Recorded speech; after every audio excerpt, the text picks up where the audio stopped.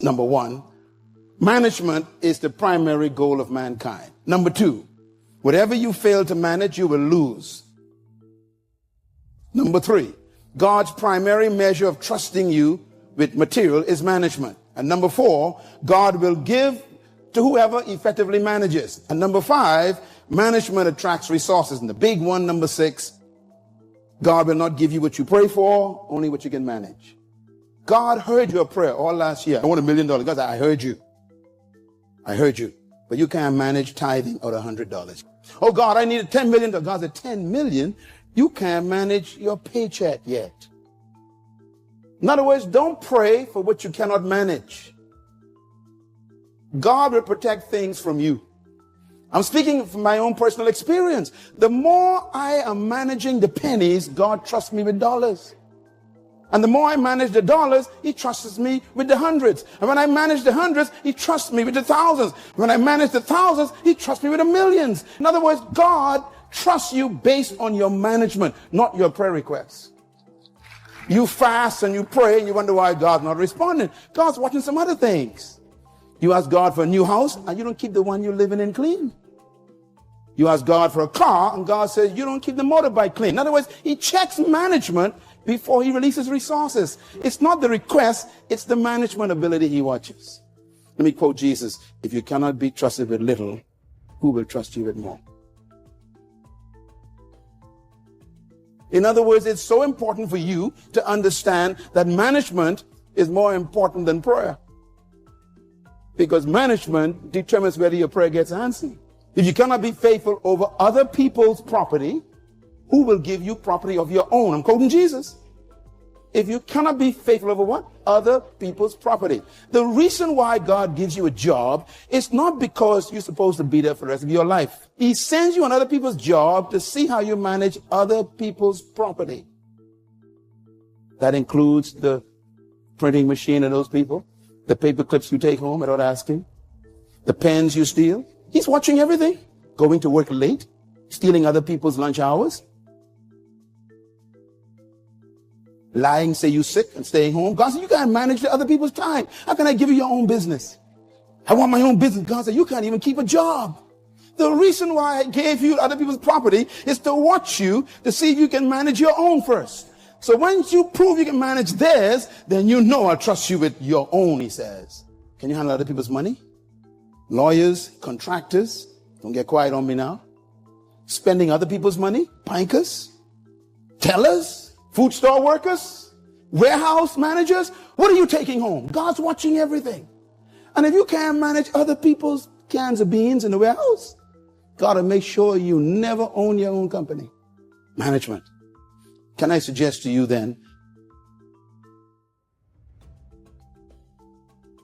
Now, let me just say this very quickly. You were born to solve a problem, and you are God's response to a need that he created. In other words, you are the answer to a question God knew they would ask in your generation.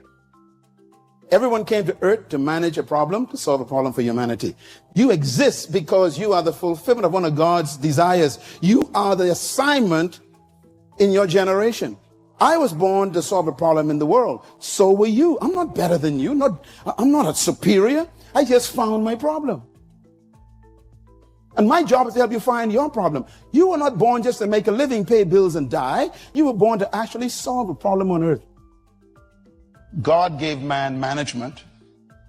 Management is the key to prosperity in the middle of poverty. I want you to stop thinking like religious people and start thinking like kingdom people. Religious people look for miracles. They want God to take care of them without their effort. They are lazy. They want magic supply. They want immediate response from God. And if God delays, then they stop believing in him. This religious spirit is a dangerous spirit. And it's very pervasive. We treat God not even like Santa Claus. Because even Santa Claus say you got to be good.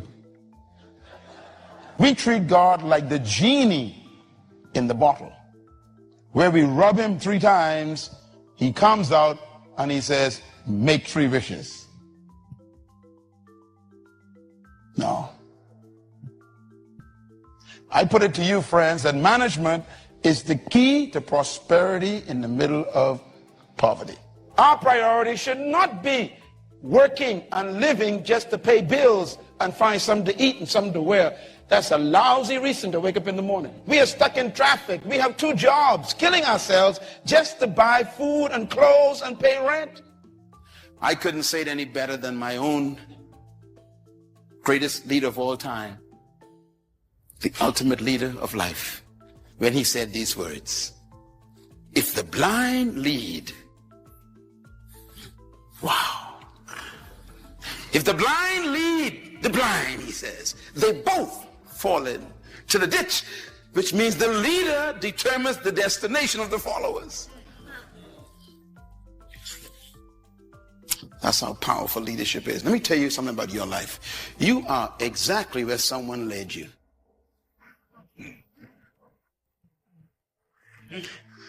If you don't like where you are right now in your life, you're going to have to reconsider changing leadership.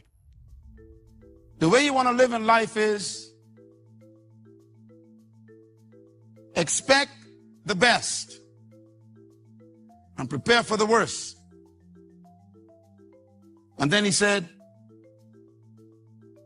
do all that you can and leave the rest to God. It sounded so simple, but it has kept me all these years. So make sure we do what we can. And then when we hit that point where we can't do any more, we have to look to God. Focus on becoming wealthy in the area of generations. A good man leaves an inheritance, not just to his children, but to the children of those children. You are wealthy if your grandchildren can benefit from what you are doing. I repeat this. You are wealthy if your grandchildren can benefit from what you are doing. God doesn't promote you because you pray.